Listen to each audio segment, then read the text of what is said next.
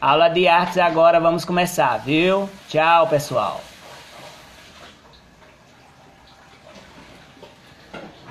Ai, ai. Então, deixa eu só botar aqui o celular para carregar, senão... Patrícia pediu pra Derek pra assistir.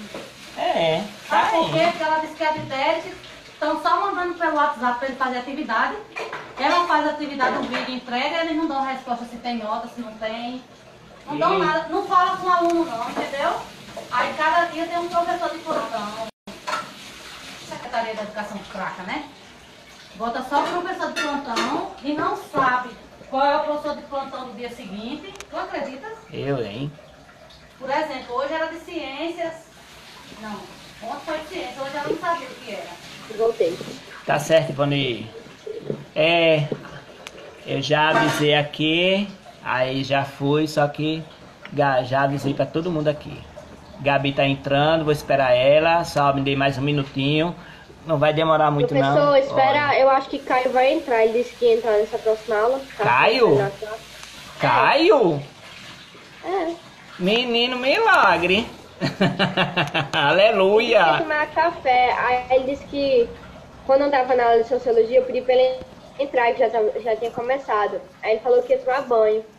Ele disse que era uns 10 minutinhos que ia tomar banho. Aí já tinha aula. Eu disse, pois, Caio, você perdeu a aula. Porque assim que você diz 10 minutos, o professor diz se chama. Certo, Samanta vai Aí vir, ele será? vai ter outra, vai. Então nós vamos, eu vou, assim que ele entrar, assim que eu vou dizer à mãe de João Vitor que ela viu aqui.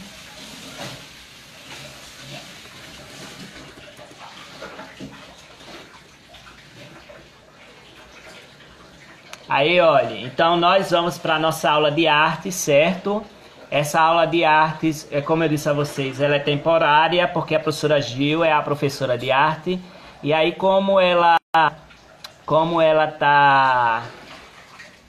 Beleza, Júnior, beleza, amigo. Aí, hello, ai, acha bom. Aí, vamos lá. Como o povo aqui falando no Instagram aqui. Aí, olha, como a professora de artes, ela tá um pouco ocupada com a neta, com as coisas da escola, aí ela pediu para eu dar essa aula. É aula temporária, certo? É uma aula temporária. Bom dia, João. Aí é uma aula temporária por enquanto, porque a pessoa... Certo, Matheus Ian? Eu lembrei de você. Aí, ela é uma aula temporária porque a professora está fazendo com que as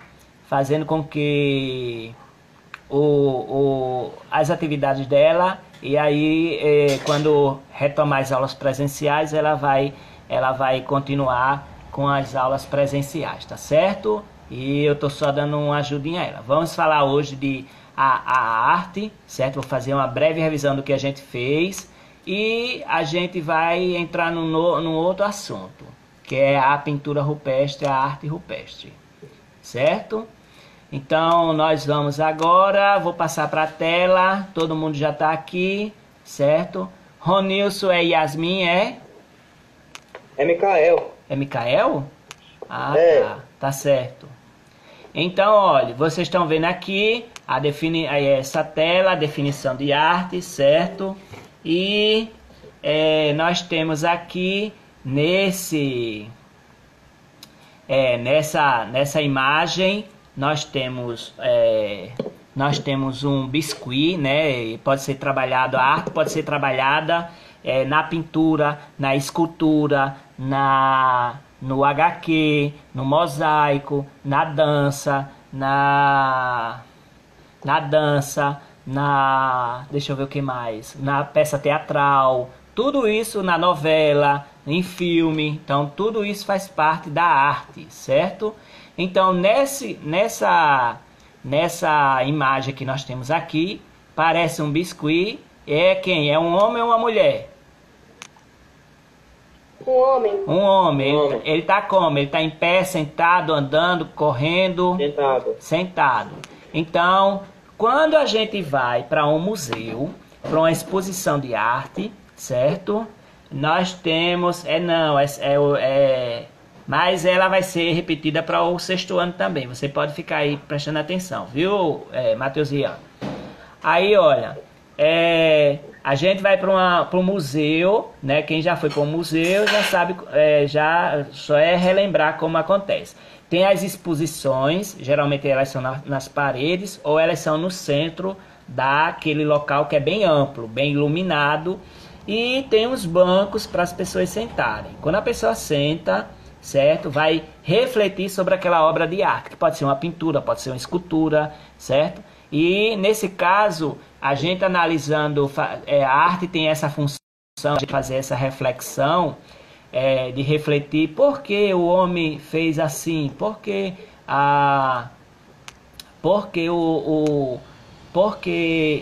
ele está desse jeito. Então nós temos aqui esse questionamento que a arte faz para a nossa reflexão, certo? Então, por exemplo, por que ele está de olho fechado? Ele é cego? Não. Professor. Mas ele não está de olho fechado? Será que ele é cego? Não. Não. Faltou biscoito. Hã? Faltou biscoito. Aí, por que ele está com esse cetro na mão assim? Ele é um rei? Não, porque ele não está vestido como rei, né? Aí, esse negócio aqui, esse cetro aqui, a câmera da onde tá ruim? Que aqui tá gravando direito. Esse cetro aqui é o quê? É de quê? De juiz. De juiz, ou pode ser um batedor de bombo, né? De dança. Por que ele tá com os pés assim? Ele tá em pé? Não. Ele tá sentado? Tá. Por que ele tá com os pés assim? Sei lá. Certo? Porque ele pode estar feliz, certo? Ele pode estar assim batendo, fazendo ritmo com os pés também. Então nós temos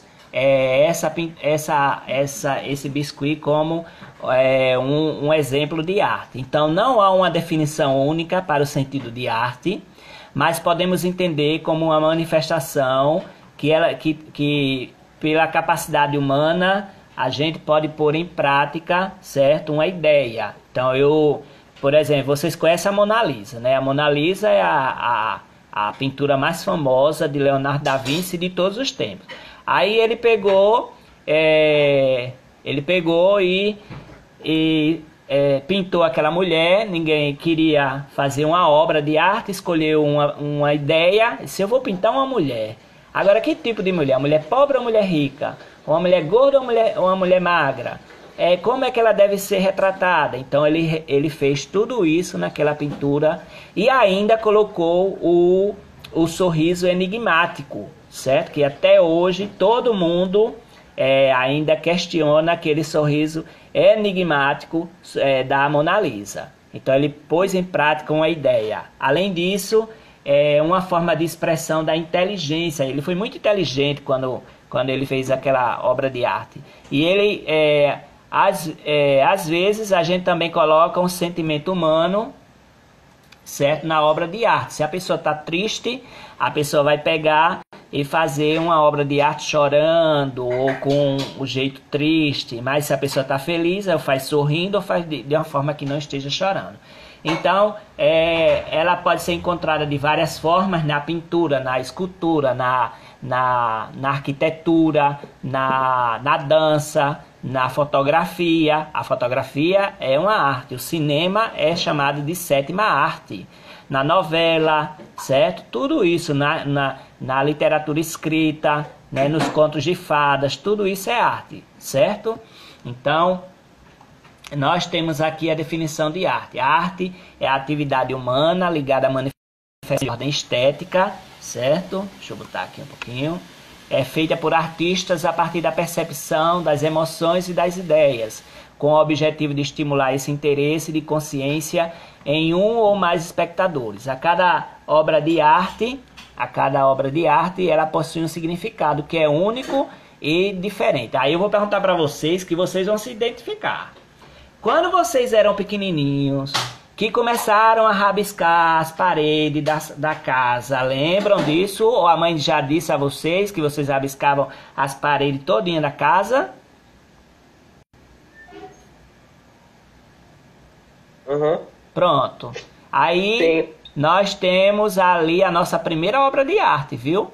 É uma pintura lá, uma pintura artística que vocês estavam escrevendo e pintaram, fizeram nas paredes da casa de vocês. Olha, mas arte é atividade humana ligada à manifestação de ordem estética. Porém, nós temos a questão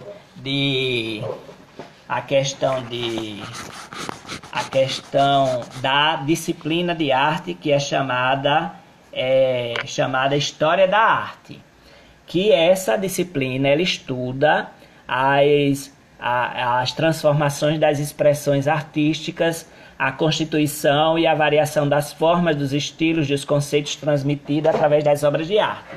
Por exemplo, existe a arte contemporânea, a arte moderna, a arte antiga, a arte pré-histórica, certo? Então nós temos aqui esse tipo de arte, certo? Esses tipos de artes que vão variando de acordo com os tempos. Por exemplo, se Leonardo da Vinci fosse pintar hoje uma mulher, ele não ia pintar uma mulher daquele jeitinho, gordinha, tá? Ele ia pintar uma Angelina Jolie, uma Bruna Marquezine e tudo mais, certo? Então, olha, a história da arte,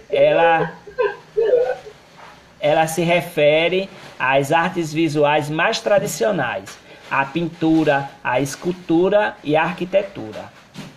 Nós temos, além disso, nós temos outro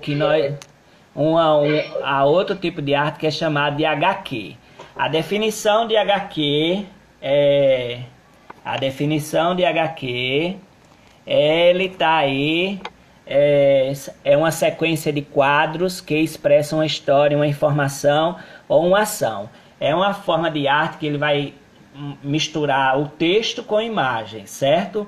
E vários gêneros e estilos. Aqui, ó, nós temos o HQzinho aqui, ó, da Mônica, certo? Vou aumentar um pouquinho para falar um pouquinho dele, certo? Que é uma obra de arte. A pessoa fazer um HQ desse, ela vai estar usando muito artifício. Espera aí, voltar aqui, pronto. Ela vai estar usando uns artifícios que a pessoa tem que prestar atenção. Por exemplo, essa poeirinha aqui, na Mônica, ela vai indicar que ela está caminhando. Essas imagenzinhas aqui, esses tracinhos de movimento também. Aí tem um balão de fala, certo? Aqui, ó, tem esses 3 tracinhos também, que também é de movimento. Tem vários traços de movimento. E a pessoa que desenhou, ela pensou em tudo isso aqui, ó. Vou pintar uma matinha aqui, um mato, uma árvore, um banco, ela passeando e etc, etc. Então nós temos... Tá certo, Caio, seja bem-vindo. Aí nós temos aqui essa arte que é o HQ. As histórias em quadrinhos são enredos narrados, a narrativa sequencial de quadro a quadro por meio de desenho ou texto que utiliza o discurso direto característico da fala. Olha, no HQ, o tempo e o lugar costumam ser indicados pela própria imagem, certo? Eu vou botar só mais um pouquinho, diminuir um pouquinho aqui. Algumas histórias apresentam quadrinhos com legendas, não tem narrador, trata-se de um texto que descreve algum fato ou informa alguma coisa, ela é associada com o início da história. Existem diferentes tipos de balões, né? Balão de fala, balão de pensamento, balão de grito. Ele está relacionado aos quadrinhos, certo? A letra do balão é usada de forma, letra de forma, ela é maiúscula, parece ter sido desenhada à mão. Existem as onomatopeias, que são os sons da natureza, e junto às onomatopeias tem um ponto de exclamação. Às vezes não, as palavras são escritas em negritos, certo? Como elas são pronunciadas o tom mais alto e mais dando mais ênfase. E as personagens das histórias, eu vou mutar aqui, viu, Ivoni? Ivoni, eu vou mutar aqui que tá barulho. Tá. Aí quando for falar, você desmuta e fala comigo, tá certo? Sua participação é muito importante. Tá. As personagens das histórias em quadrinhos costumam usar uma linguagem informal, como se fosse falando do dia a dia. Os tipos de balões: balão de fala, balão de pensamento, balão de grito, balão de cochicho, balão de amor, de ideia, tem de palavrão, tem de dúvida, certo? Olha aqui, ó, esse é balão de grito, esse é balão de fala, esse é balão de fala, balão de fala, balão de fala, e esse é balão de pensamento, que tem essa nuvenzinha. Aí os tipos de balões, aqui ó, balão uníssono, certo? Balão de dinheiro, tem vários tipos de balões. Professor, o primeiro é balão de quê? Qual deles? Desse aqui? Dessa imagem? Esse que o senhor disse primeiro. Esse aqui? Vários que são três. Aí é balão uníssono. Balão uníssono. Que é de as pessoas falando ao mesmo tempo. Viu? Ah. É chamado balão uníssono. Que é falando. Aqui também, ó. Outro tipo de balão uníssono, ó. Com duas pessoas falando ao mesmo tempo. Esse aqui tem 3. Aqui tem 2. Aí eu vou mandar esse material para o grupo, viu? Aí, ó. Tira ou tirinha. São aquelas sequências de HQ que tem de 1 a 4 quadros. Elas fazem reflexões, certo? Usa todo tipo, balão, usa onomatopeia, não difere de nada. E o suporte é o papel. O tipo é narrativo, né? Tipo textual é o narrativo, conta uma história. Olha aqui a Mafalda contando para vocês, né? Mafalda Mafalda é a Gabriela, eu vou mutar aqui que tá barulho, viu?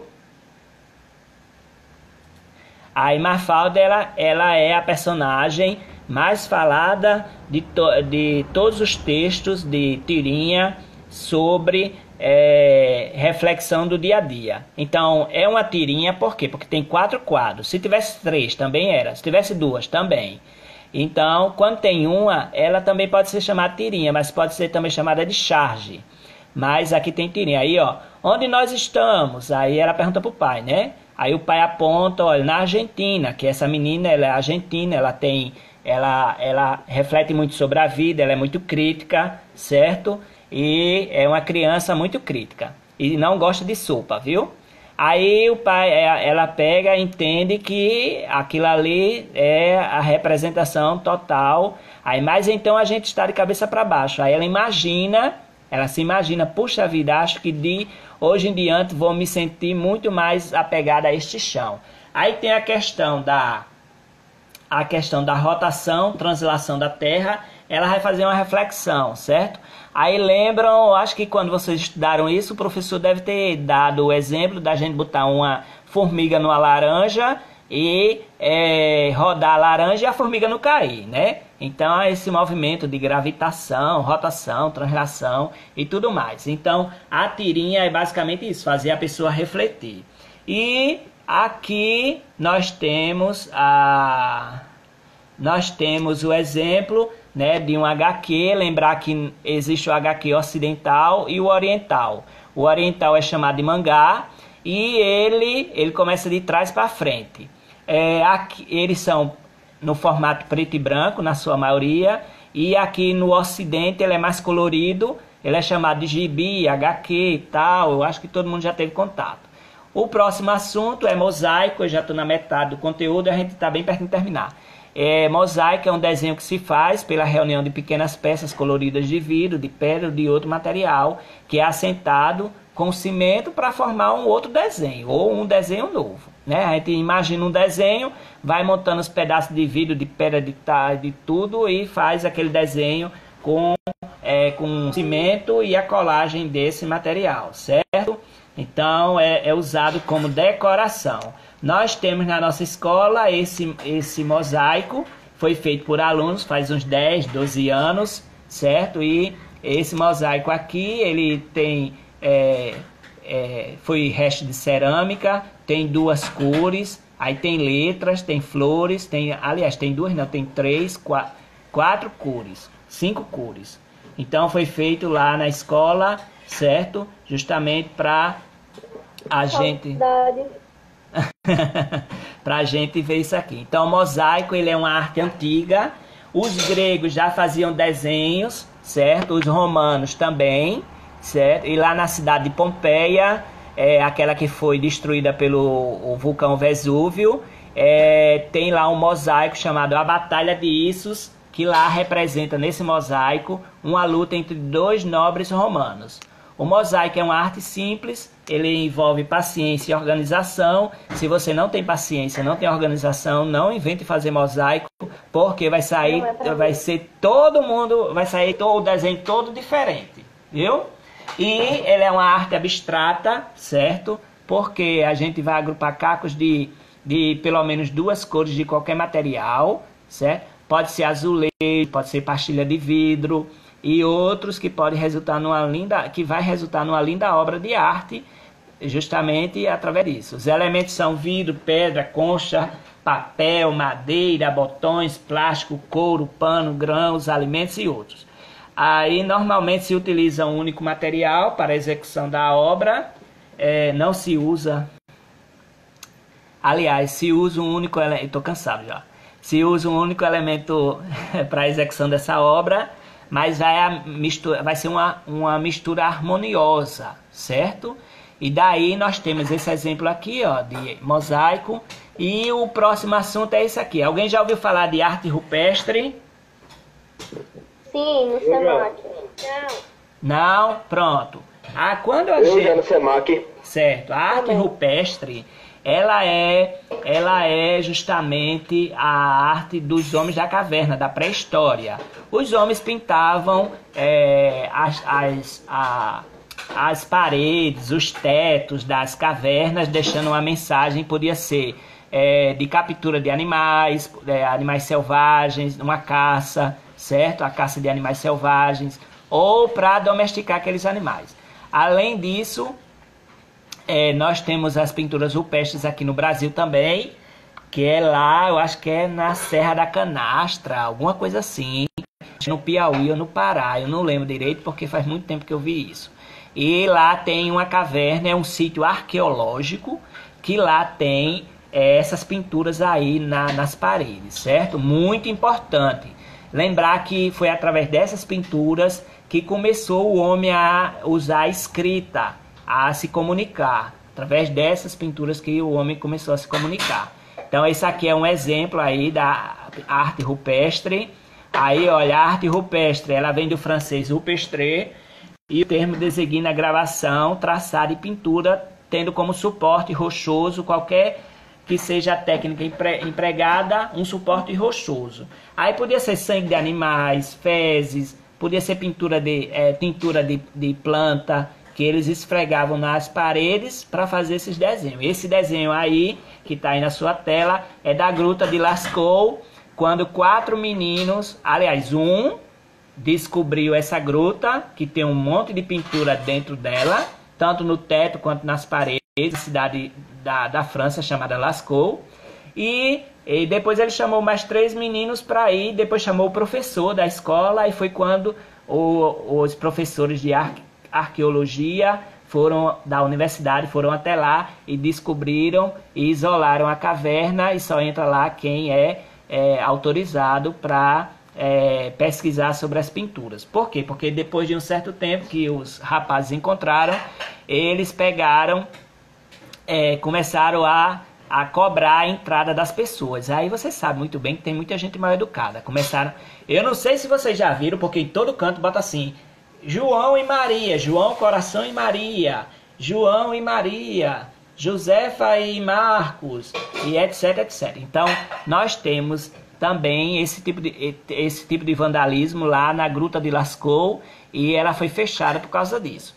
Fora isso, o gás carbônico que a gente solta por estar respirando, ele estava acabando com as pinturas. Aí ela foi fechada e só entra pessoas autorizadas. Aí, ó, Nas paredes, nos tetos das cavernas pré-históricas, em várias partes do mundo, eram desenhados mamutos, veados, bisões e outros animais selvagens que fugiam de seus caçadores. Essas pinturas rupestres, como são chamadas, o homem pré-histórico representava o seu cotidiano, era uma cena do cotidiano. Os artistas rupestres, ninguém sabe a origem, quem era que fez, quem é um anônimo, certo? Aí ele pegava essas cavernas, morava nessas cavernas, desculpa, e... Professor, Oi. essa pintura rupestre, ela também tem assinatura? Não, tem não. Não tem.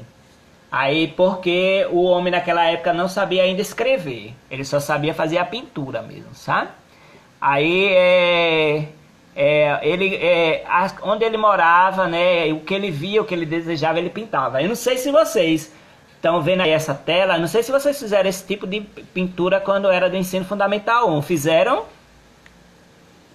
Eu acho que eu fiz, professor. Me lembro. Pronto. Aí esse tipo de representação era dessa época, viu?